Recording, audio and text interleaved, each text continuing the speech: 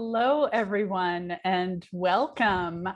We are going to get started in just a minute. Give folks just another minute or two to join us for this really exciting conversation that we have planned today. So hang in there and I will come back and we will get things started in just about 2 minutes.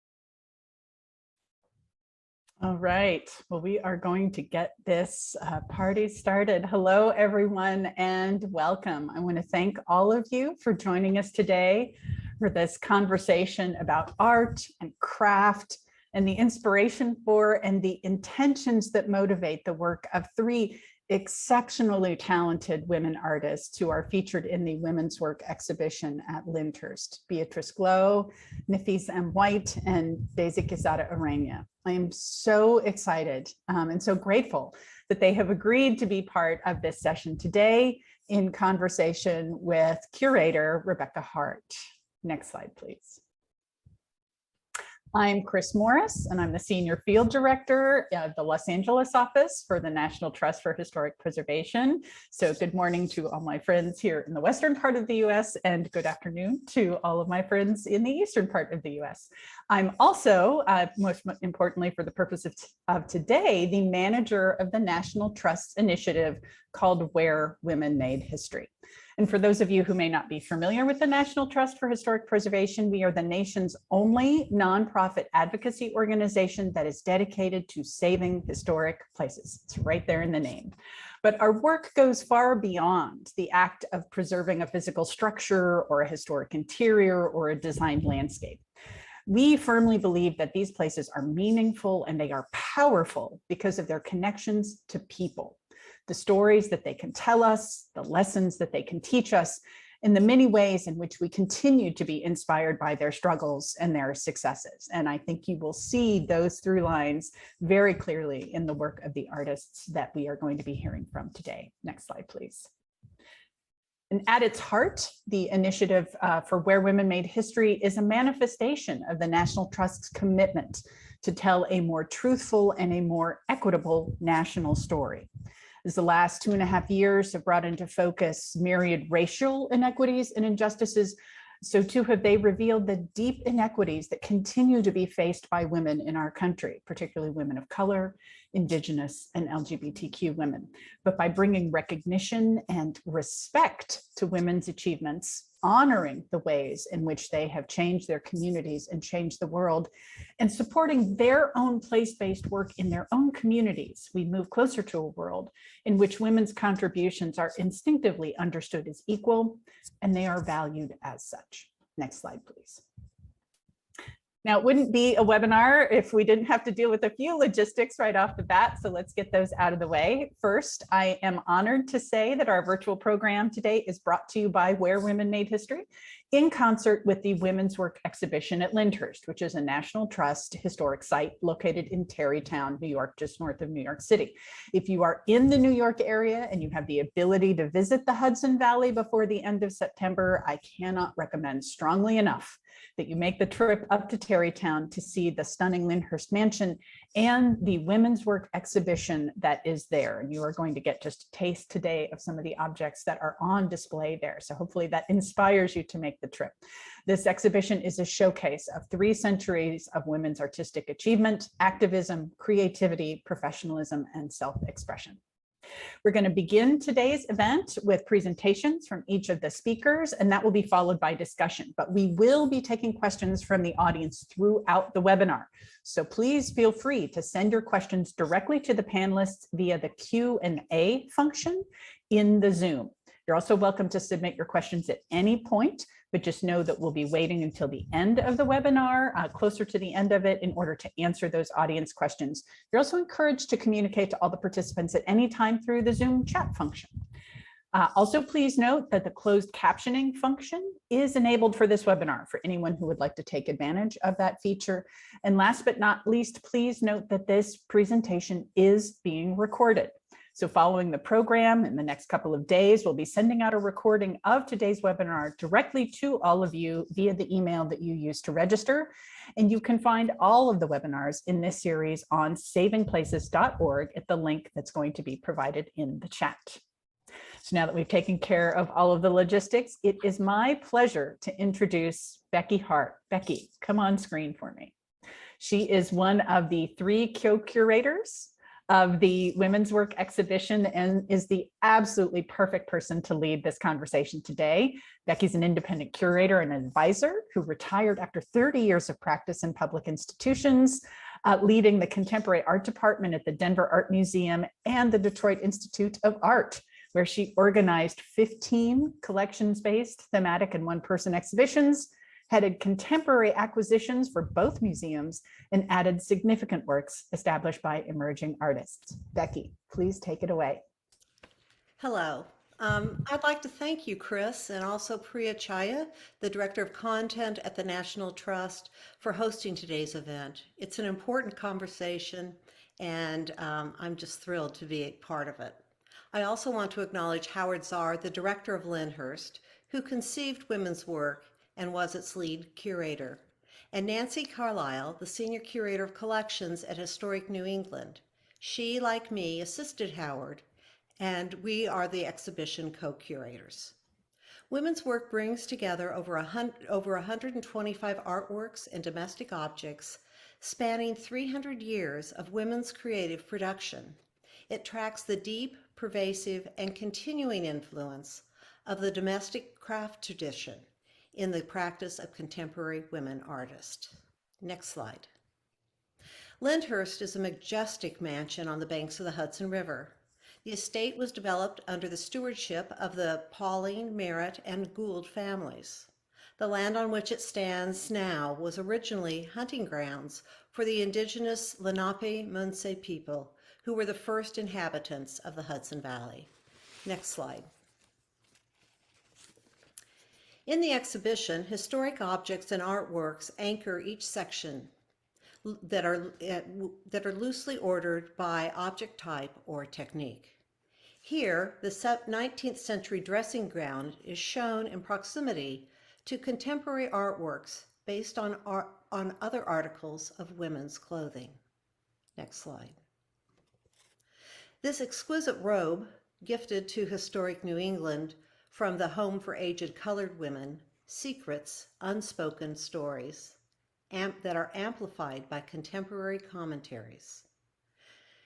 On the left, Yoko Ono remains serene as she performs Cut Piece, intended to address the violence that occurs against women's bodies. In our Bowl de Valencia, Daisy Quezada Ureña slip-casts women's underwear to make a sculptural response to the rape trees that are found in the Sonoran Desert. Her porcelain garments point to the fragility of migrant women's lives and their spirit. The inherent strength of the clay recalls the resilience of these women who experience this abuse. The proximity of the historical gown to these and other contemporary artworks questions what older histories are left untold, as quiet as they are kept. Next slide. Inside the mansion, contemporary objects are placed mise en scène. In other words, just as you might find them if you were living in the house. Tableware from the 19th and 20th centuries has distinct meanings in the dining room. The 19th century Sèvres porcelain coffee cups signify wealth, status, and luxury. Understanding this, Cindy Sherman commissioned the Sèvres manufactory to make a soup tureen decorated with a self-portrait of her reenacting Madame de Pompadour, and thus commenting on the commodification of women by men as objects of desire. By contrast, Beatrice Glow used decals and acrylic to decorate commercially made ceramic blanks. These non-luxury materials were selected to critique an imperialist land exchange between the Netherlands and Britain, resulting in forced migrations, enslavement, and violence for indigenous peoples who lived in each territory. And Beatrice is going to discuss this in great detail. Next slide. Here I wanted you to see the library. This house is absolutely magnificent. And here, silhouettes on the library table and wreaths that are displayed on the wall and on an easel are featured in the library. Next slide. A 19th century hair wreath is paired with Oculus, Triumph in blue, green, and gold by Nafis M. The wreath is on the right. The historic wreath was made of hair, wire, beads, and pins, and created to memorialize the dead. The components of the wreath, meaning each separate element, the leaves, the basket, the large semicircular crescent, commemorated various people dear to the maker, and they were made individually with a specific person in mind. Its crescent shape is open at the top so that their souls may ascend to heaven. White's materials are qualitatively different. They include synthetic hair, embodied knowledge, ancestral recall, audacity of survival, gold leaf, and bobby pins. Not intended as memento mori or reminder of death, White sculpture enshrines a history of making by calling out the fortitude and the wisdom of her forebearers, implicating herself in the history of all Black women. At this point, I'd like to invite the artists to speak about their individual practices. And as they begin to speak, you will see links placed in the Q&A or the chat, I'm not sure which, and they will include their bios and links to various articles and issues about their practice. The speakers will talk in this order: Beatrice Glow, Daisy Quezada, and Nafis M. So Beatrice, I'm thrilled to invite you to begin your presentation.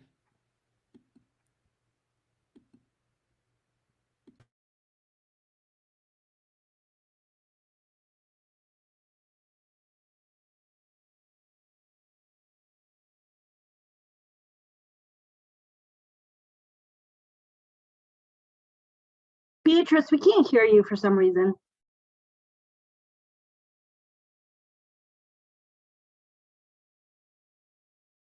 Can you hear me now? Yes, we're good now. Okay, that's odd. All right, sorry about that. Good day to everyone. Thank you for tuning in. I was saying it's such an honor to be part of this really exciting program and dialogue. My name is Beatrice Glow, and my pronouns are she, her, they, them. I am a dark-haired and slightly melanated woman wearing a bronze-colored shirt, and the background behind me is white. I am an American of Taiwanese heritage, and I think of myself as a descendant of the trade routes of the Maritime Silk Road and the mountains and coasts of Southeast and Western Taiwan. I make multimedia and multisensory research creations to share how history impacts our shared futures.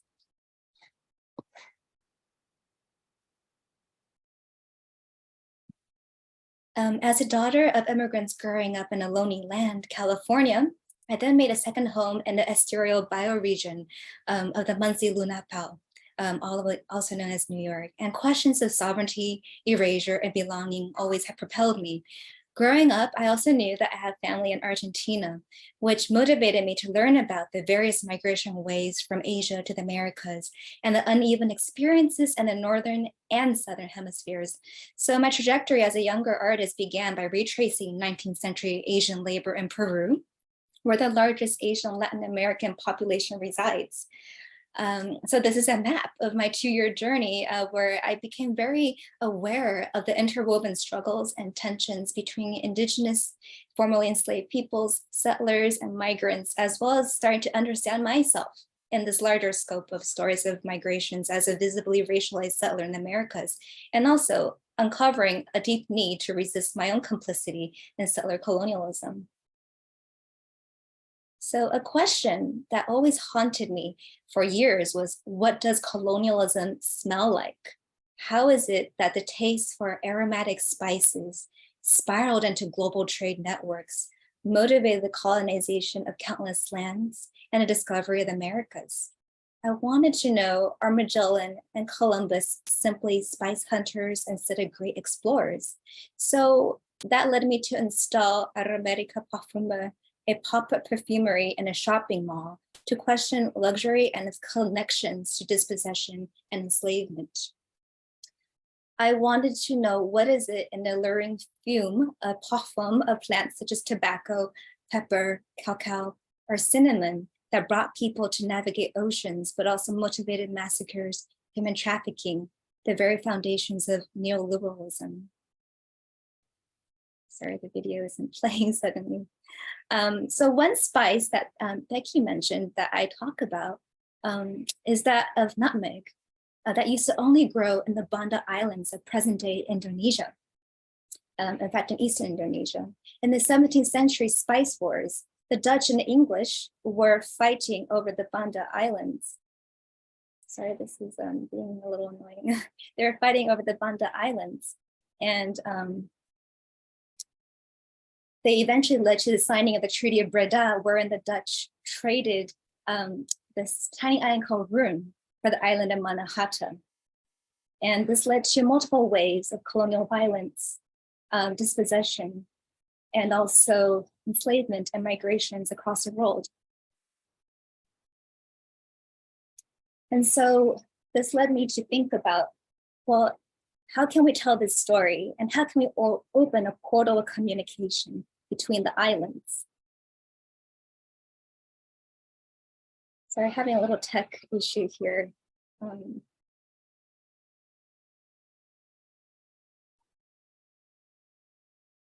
And so I started to travel between the islands and ask questions to both the communities, both the Muncie Lunapao, as well as the Bandanese, whether they want to get to know each other and learn about the histories and before the ways are told in our textbooks.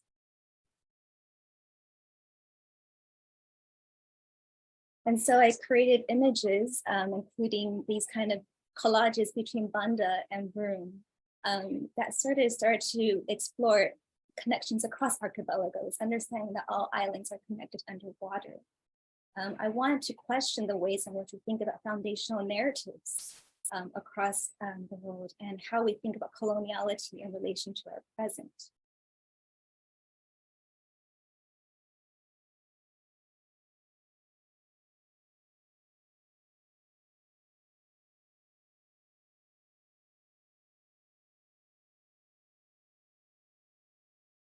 And so this was a map that I made, highlighting how the pink area shows the size of Manhattan and Rune in relation. That Rune was actually only 7 times smaller than Manhattan, yet it was worth its weight in gold.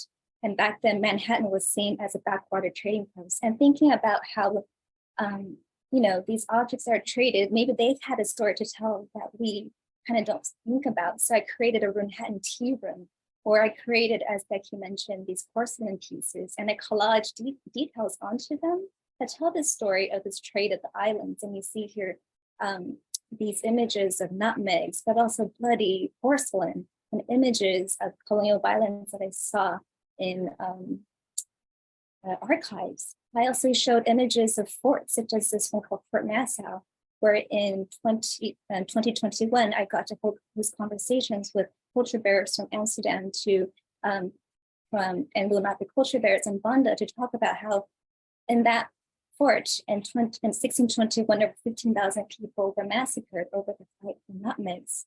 And also wanted to share that that same fort is the same as Fort Amsterdam in Lower Manhattan. That's where the National Museum of American Indians stands today.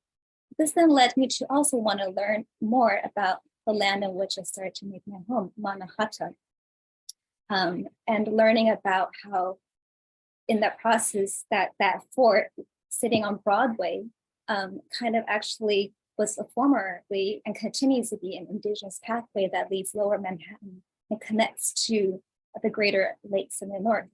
And how can we surface the history? So I worked with students at NYU and culture bearers to surface where the former Munsee Lenape settlements were on Broadway and try to tell stories. And we even made a Manhattan VR, a virtual reality experience that tells this story by recreating original ecologies and inviting culture bearers to tell their stories with volumetric scans so that young people can wear the VR headsets and hear direct testimonies and oral traditions from the original culture bearers. And also look up the sky and see Turtle Island is really present. And that led to another conversation about challenging Foundation's histories in NYU's Institute of Fine Art and a mansion I was built from the revenue of tobacco.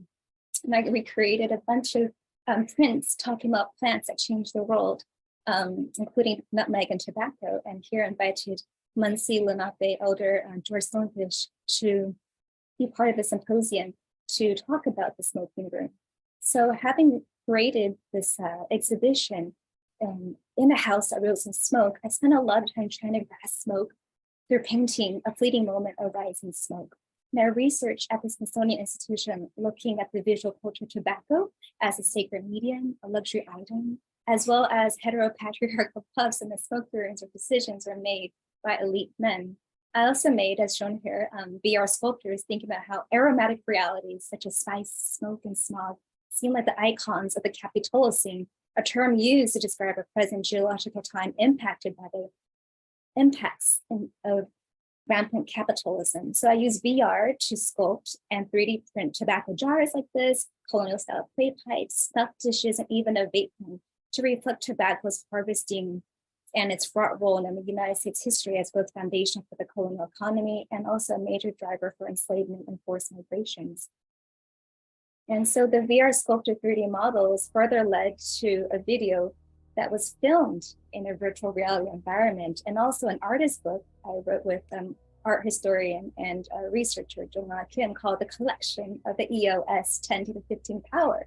EOS stands for Empire of Smoke.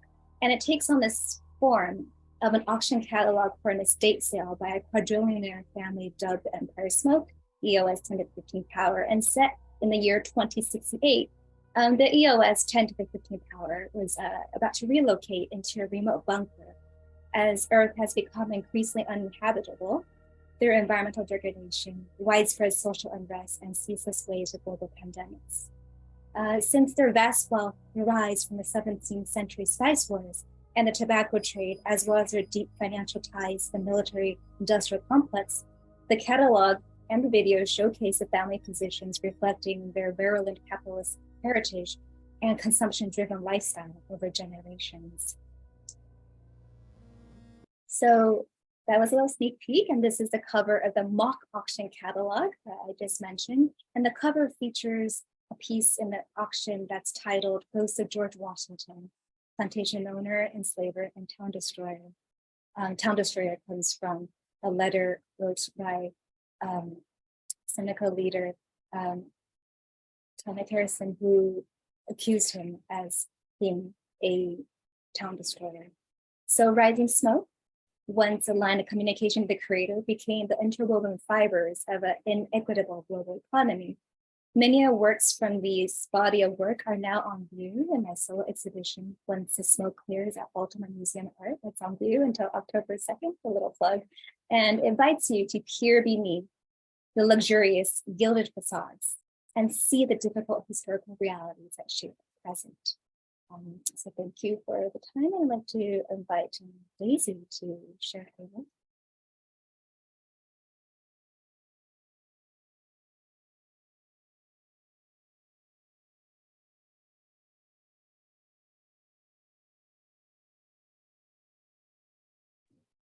Beatrice, thank you for a beautiful sharing and very critical sort of approach to understanding your work.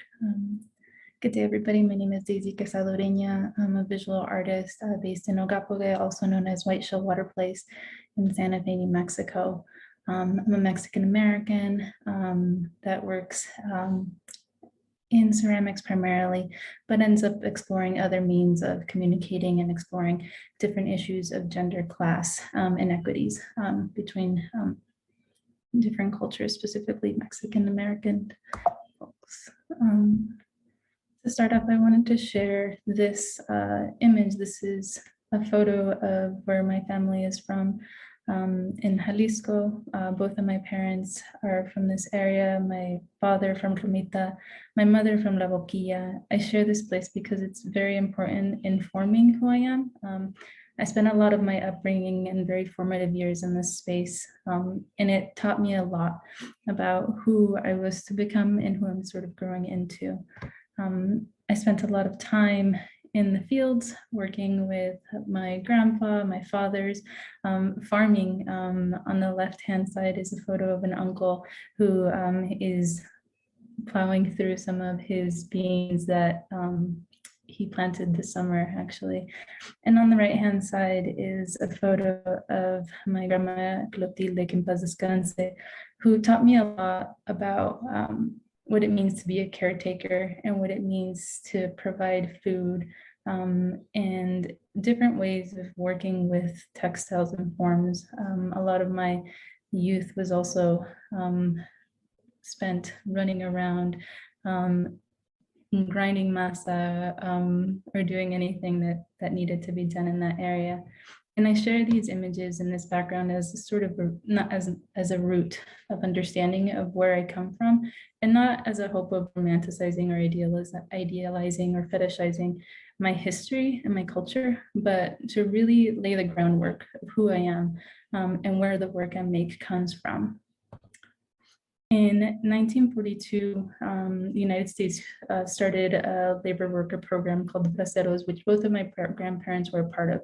They came here to the United States and they worked in the fields in California, Arizona, and New Mexico. And as seen as this photo, there's ill treatment of individuals that are coming into this country that is still pretty much relevant, and we see through immigration policies that are currently in place. This is something that carries on in through my work. And we see it in Se Vende, which translates to for sale. In this piece is bagged earth from the US-Mexico border area, and also a floodlight that is hanging overhead of a porcelain undergarment that has been embedded in concrete. This piece speaks against the commodification of individuals and hopes to push people to understand more, consider all of our stories and where it is that we're coming from. Other works talk about violence against women. This is an image in the Sonoran Desert of a rape tree. So undergarments of women that have been sexually assaulted as they're crossing through the border. I've made work in response to this that has taken those undergarments, translated them into porcelain, and hung them up on an acrylic rod. The process for me very much carries the memory into the material that's being produced. These materials are then placed into different situations. This one specifically was taken back to the Sonoran Desert and sort of a protest of those actions.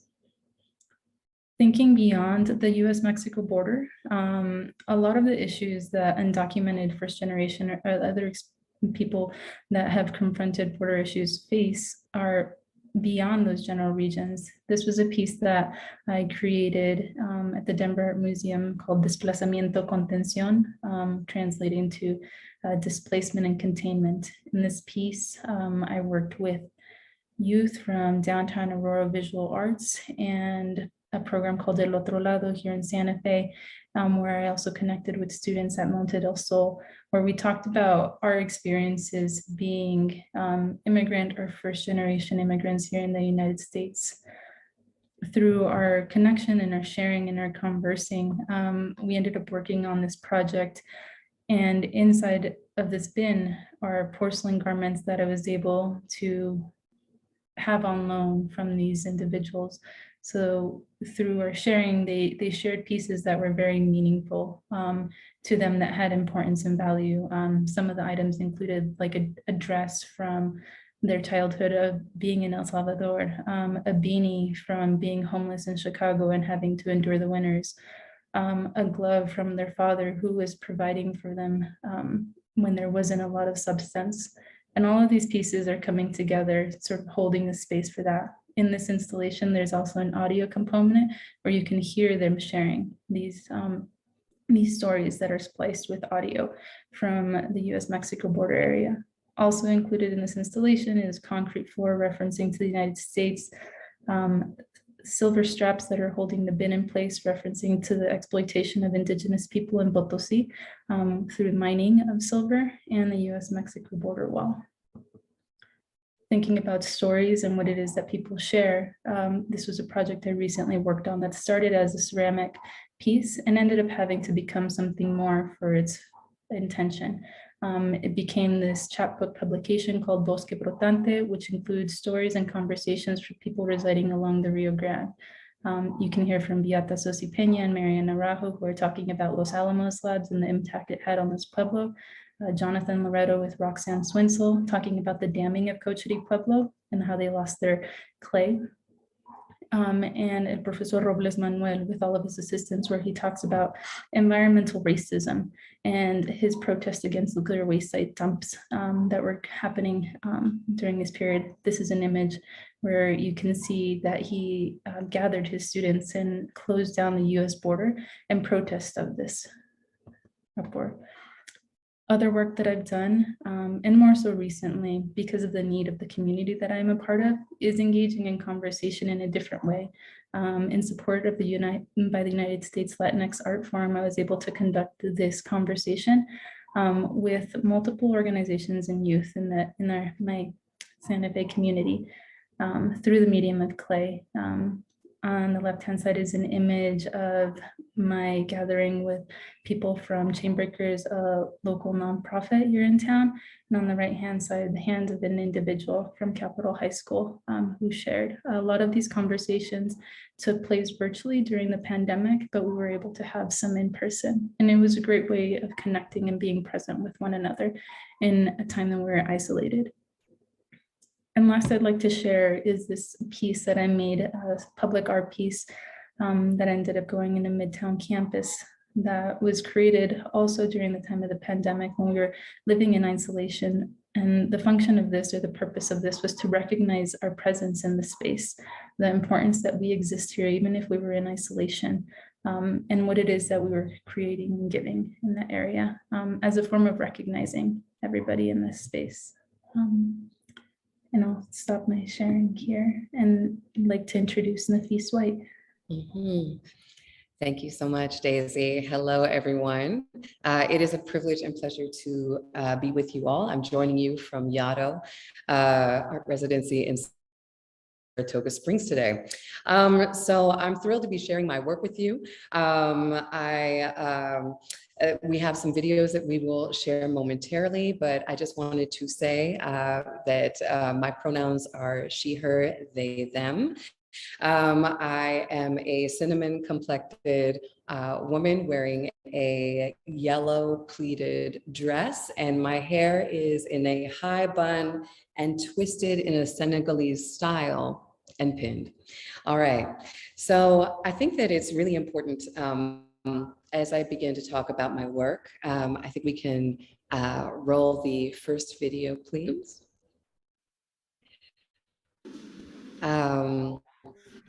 This body of work is hair.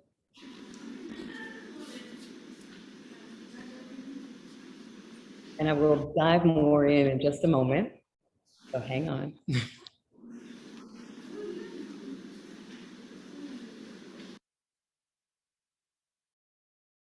All right, let's pause there for just a second. So the works at the Lyndhurst mansion are made of hair.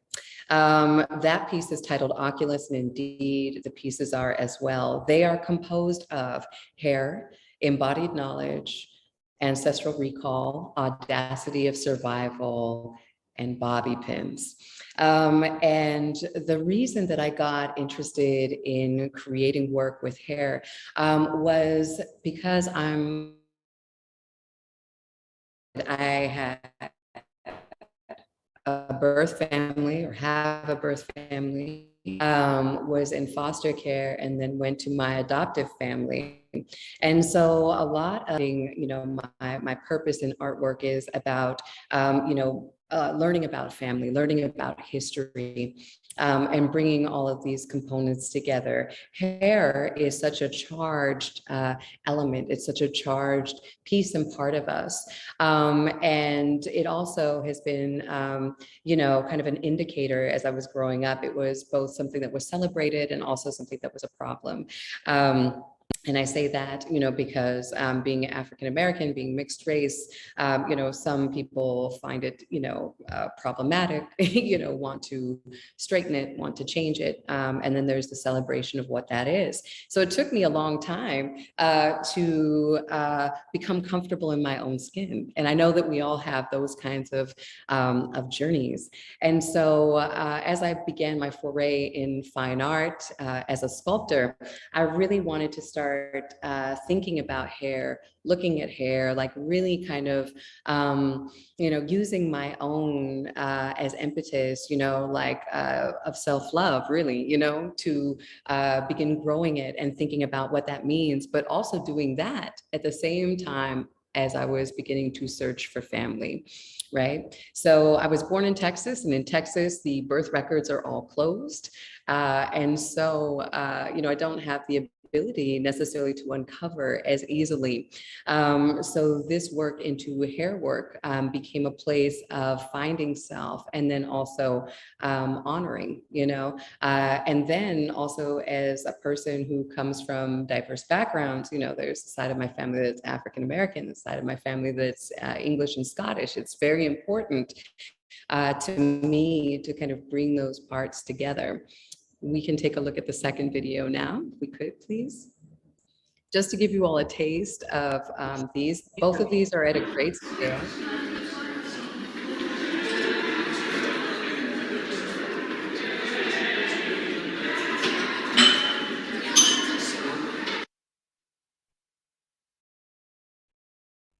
Thank you so much. And let's go on to the next slide, please. So, and we can go to the next slide as well. This is titled Oculus, made, as I said, entirely of hair.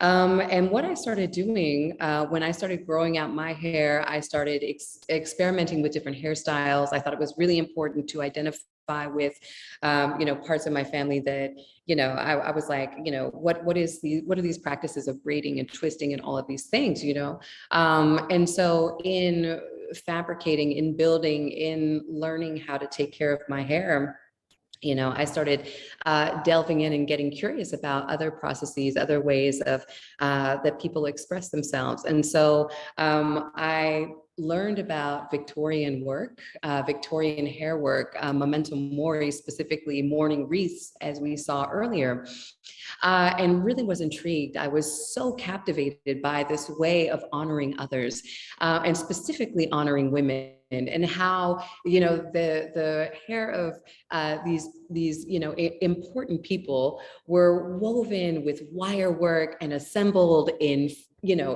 these floral elements. This is during a time where floriology was really, celebrated. And so you have these gorgeous motifs, you have rosettes, and you have hyacinths, and you have all of these things that, that really honor, and then you're pulling together the hair colors of, hair of, grandmothers and daughters, and so really creating something beautiful. And what I wanted to do was do something similar, take that as inspiration. But what I wanted to do was then talk about my family, look at the searching of my family, you know, looking at landscape, you know, traversing the landscape of this globe, looking at where people are, you know, seeing how patterns appear and then disappear in these works, and then also merging the braiding techniques, the twisting techniques of African American and Africans, and then bringing in the Victorian work of the English. So honoring both sides of my family in that way, and really getting to the very intricate, very detailed, very tiny, and then building out. The piece that we're looking at right here is 8.5 feet in diameter. It goes out about 12 inches. I build substructures to, you know, lay the hair over. I never sketch these works. Something to mention to you all that's very important in my process is the ritual. And the ritual is very important because the hair, this is not human hair, this is synthetic hair. Maybe we look at the next slide. The reason that it is synthetic hair and not human hair is because human hair is so charged. When you take what is here, so my hair is pretty long. If I were to take it and use it somewhere, I'm bringing in all of this wisdom. You all see that, all of this silver. But I'm also bringing in all of the things that I've experienced. My hair is so long that it encompasses the pandemic. It talks about loss, you know, personal challenges that I've been through, you know, ups and downs. And so all of that history and all of that ancestry is in the work. And so the question is, do I want to bring all of that into it? And in fact, because these works are all rooted in joy, they're rooted in love, they're rooted in power, presence. They're called oculus because they are portals. It needs to be synthetic hair because it has to be, in some ways, a neutral ground for me to use my instruments to braid, to twist, to build, to imbue with love and power and great intentionality. Next slide, please. This particular piece was just on view at the Worcester Art Museum in Massachusetts. This piece and the one before are about 2 feet in diameter. And again, I never sketch before. I do all of this work intuitively. And it's also important that I tell you all that I have to be in a good set of mind when I do these works. And that's important, to be in a positive state, which thank God is not so different from my general state, but to be in a place where I can receive messages, where I can be a conduit of spirit and create this kind of, you know, vocabulary, work, you know, intuitively and as I'm intended, right? But with a positive inertia. So let's take a look at the next slide, please. This particular piece here is my most recent. It's 7 feet in diameter, again, about 12 inches extended. This is on view currently at the De Cordova Sculpture Museum in Lincoln, Massachusetts. May we look at the next slide, please? We will be getting a little bit closer here. So these works, you can see some of the details. I usually don't work so deeply in black, but again, I make myself open to what the work is asking. I don't try to control so much what it's doing, because I think that that would be dishonest to the process. And so here I'm starting to bring in also the use of textiles. So this is actually garments that I've worn. So this is a leather jacket that I have segmented and then inserted into this particular piece. So bringing in, different kind of meaning. And that way we have the ancestral, we have the familial, and then, kind of extending that into other realms, right?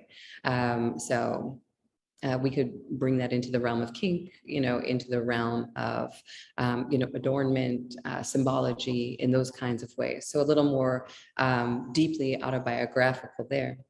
May we look at the next slide? Okay, that was the last one. Yes.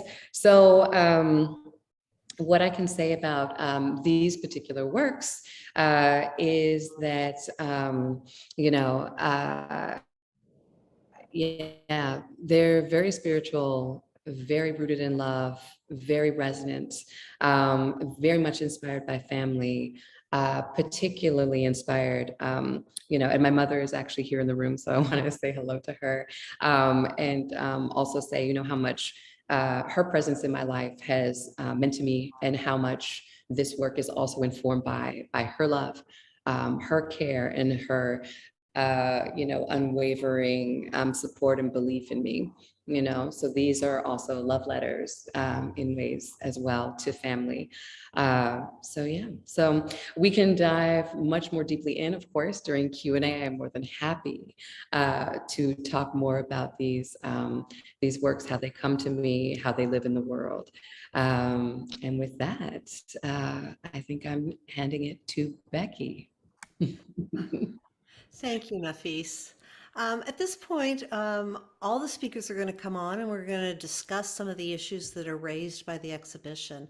And I'd like to remind the audience that if they have questions, we will have some time for Q&A at the end of this time, and to please go to the Q&A section. You find it at the bottom of your screen and enter your question. I think that Priya and Colleen are Chris is monitoring that for us, and we will have time to answer a few questions. So now I'd like to just kick this off. We were very happy to have a full-page article in the New York Times about this exhibition. It was like, hallelujah! The people are taking notice. And in that article, critic Laurel Grabner interviewed Judy Chicago, and Chicago said, "It's something to be celebrated that artists can be themselves in their work now, but the struggle is long, way long from over." And Judy Chicago is one of the most celebrated feminist artists and one of all of our elders as a theorist and as a leader in feminism. And she understands that women's work at Lyndhurst is important and perhaps an even necessary exhibition. Beatrice, what are your thoughts about its urgency and necessity?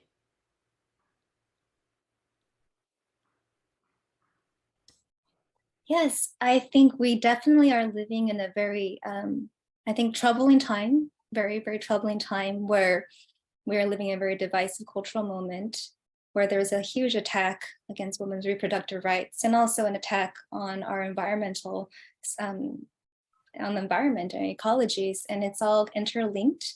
And I think what Judy Chicago is saying there is that, yes, there is a long lineage that we need to be aware of, women, of generations of women who came before us, and I'm talking biological as well as feminist thinkers and our intellectual and artistic ancestors, who have really struggled to make way for us to today be able to speak about ourselves, not only from gender, but also racialized class experiences.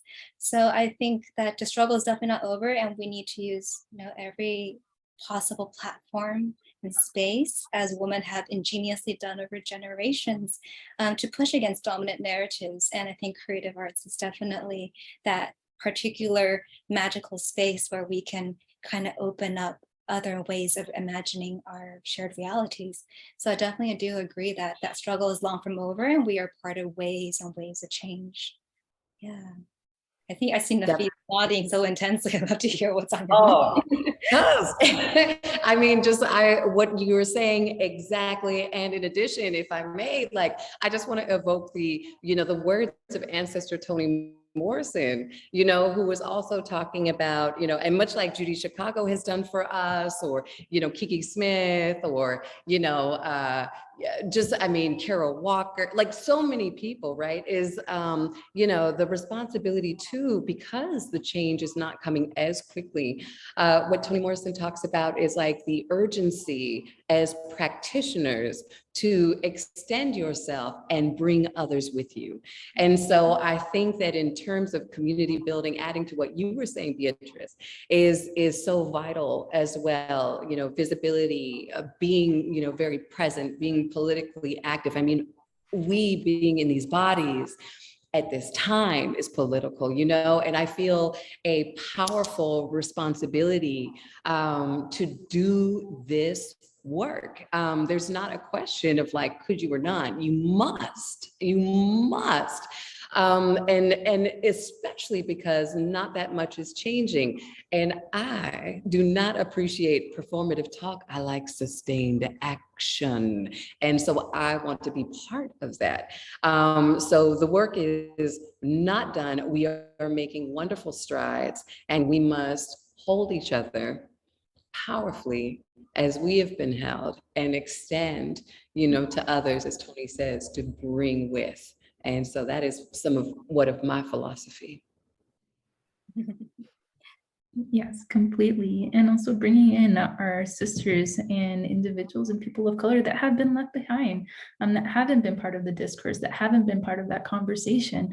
I think of a lot of maybe my colleagues and individuals that aren't in spaces yet, that need to be here, that have so much to contribute, that are very much active in their communities. So absolutely, yeah. Yeah, thank you. This is such an important question, and unfortunately, I think Judy Chicago often expresses her frustration that this question continually has to be asked and has to be brought up. And one of the remedies that has happened is that the Brooklyn Museum established the feminist artists database. And in it, Hamini Harmon, who was also in this exhibition, noted that in New York during the 1960s and 70s, there was a period of interdisciplinary experimentation that resulted in work both conceptual and abstract. Artists moved between the disciplines, they're ignoring, crossing, and dissolving boundaries. Feminism brought a gendered content to this way of thinking. But she is reflecting on something that happened 40, 50 years ago. How do you see the gender and your practice interrelated? Who wants to kick this off? I mean, I can kick it off if I might. I mean, okay, so when I come to the work, whether I don't have a choice, you know what I mean? I am a queer Black woman. When I come into whatever I'm doing, that is who is coming in the room, and also all the ancestors who brought me here to the place that I am, and those who are chosen family, an adoptive family, all of them are extensions of me. So I not only bring myself to the room, but I bring all of those. I don't have a choice, like that is just, that is, so the work is going to be, queer and feminist and pro-Black and like all of these things. Like it's just gonna be all those things, and it must, it must.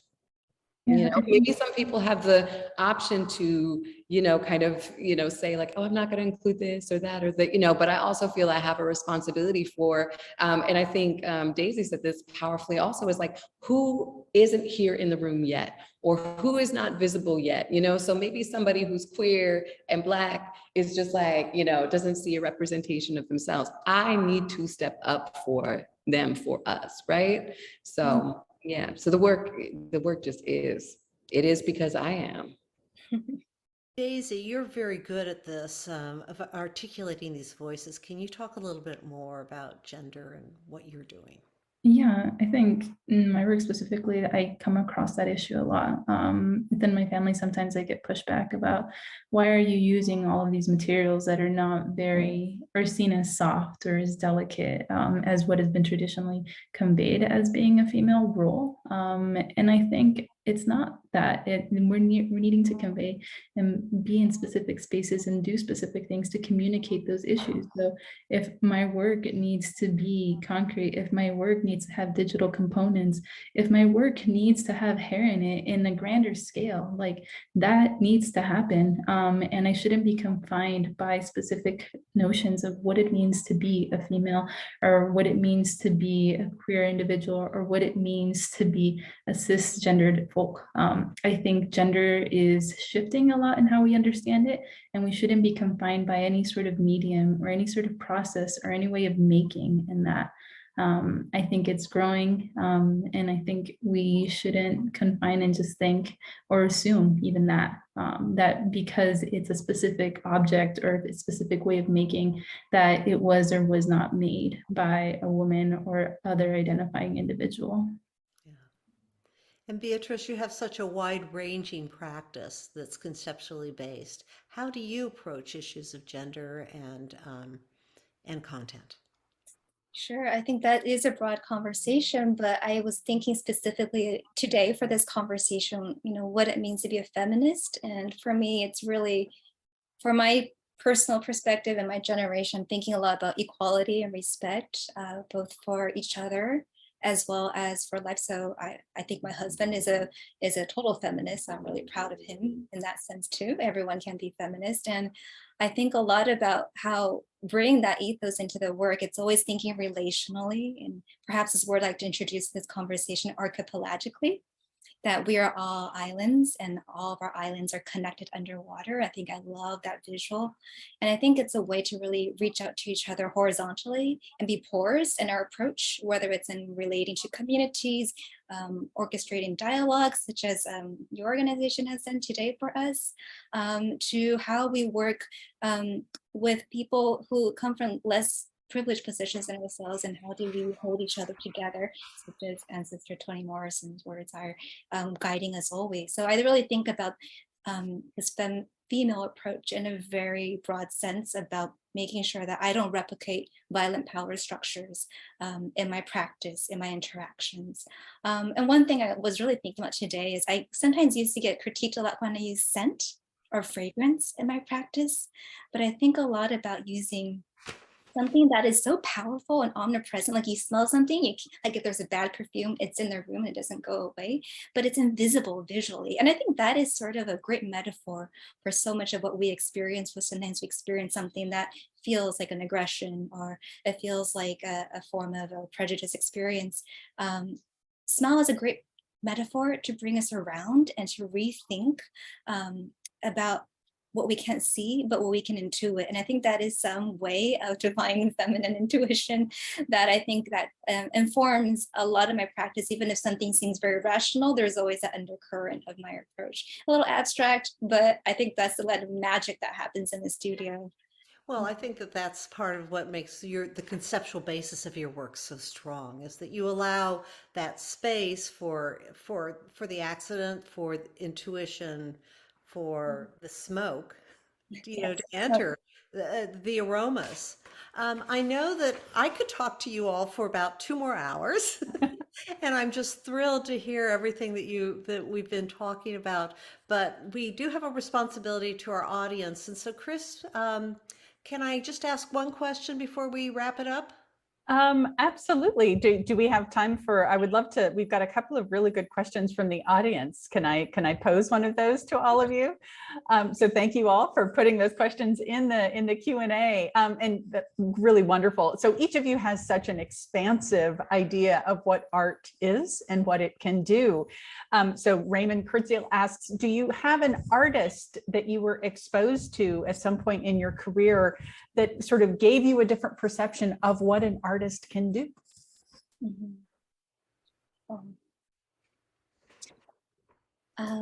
Could I start? I mean, I could think of like a long list of women, but I think when I was an undergraduate student, the amazing Wangechi Mutu came to speak to these little 19-year-olds. And she blew my mind away, absolutely, starting off with talking about her research practice and her anthropological formation.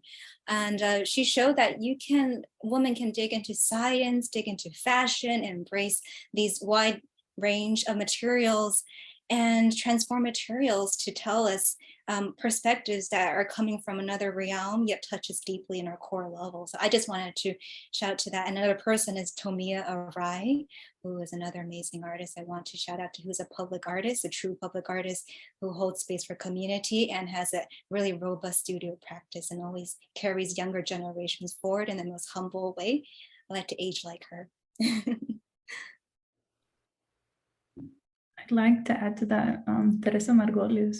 I feel like her work of sweeping and mopping an area with people who had passed their blood in that space and putting it into bubbles, like definitely pushed how it is that I understand work in a different way. I know it's confrontational and controversial very much, but it pushes how it is that we understand art and spaces and the conversations and the issues that are social that are not necessarily being directly addressed. I think that was an individual when I first came across their work that I was like, this is extraordinary.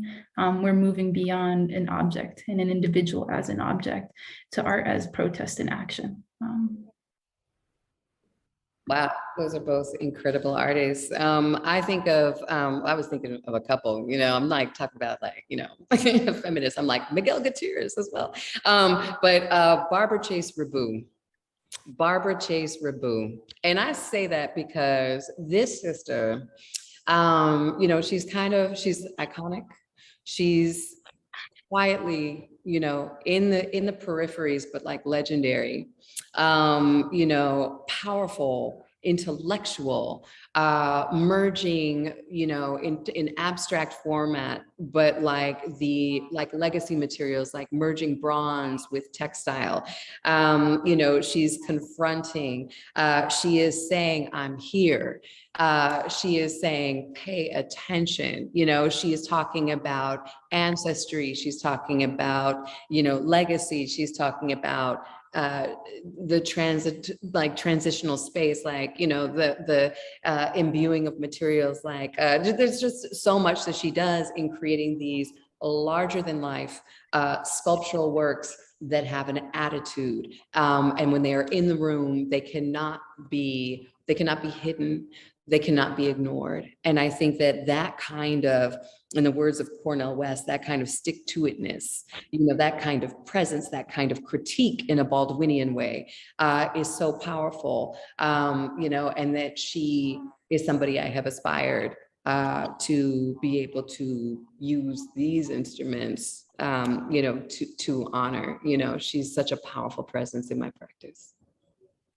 Oh, thank you all. And I like Becky, I could continue this for another hour or two. There's so much that we have not even begun to touch on, but I'm afraid we are at our time today. So I want to be respectful of all of your time as well as our audiences. So I just want to thank everyone for joining us for this event today and offer a special thanks, my gratitude to Beatrice, Daisy, Nafis, and Becky for your time, your talent, and most importantly, your inspiration. I don't know how anyone can listen to the work that you do, which is so personal, so poignant, so relevant, and so powerful, and not come away inspired. So thank you for everything that you are doing.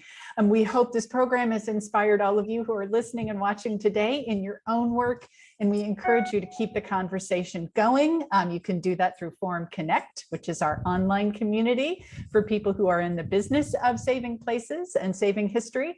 We have active conversations happening all the time, from Section 106 consultation to women's history at historic sites like at Lyndhurst. So if you haven't joined Forum Connect yet, please do. It's a great place to continue this discussion and start new conversations. And if you enjoyed today's conversation, I encourage you all to come back in just a few weeks on September 20th for the third and final event in this series. It's a conversation with Lucy Lepard and Harmony Hammond, who are two giants of women's art, feminist art, LGBTQ art, feminist art theory, you name it. They've touched it and influenced it over the last half century. That is happening on September 20th at 1 p.m. Eastern, 10 a.m. West on the West Coast, and Pacific for all of those here on the West Coast. So you will not want to miss it, and you can get a link to that in the chat. So last but not least, again, thank you to all of our attendees, to all of our fantastic women artist speakers today, and to the Forum staff and Lyndhurst staff who helped make this event possible. If you have any questions about the webinar, you can contact us at our email, forum@savingplaces.org. Thank you all so much. And have a wonderful rest of your day. Bye-bye, everyone. Thank you.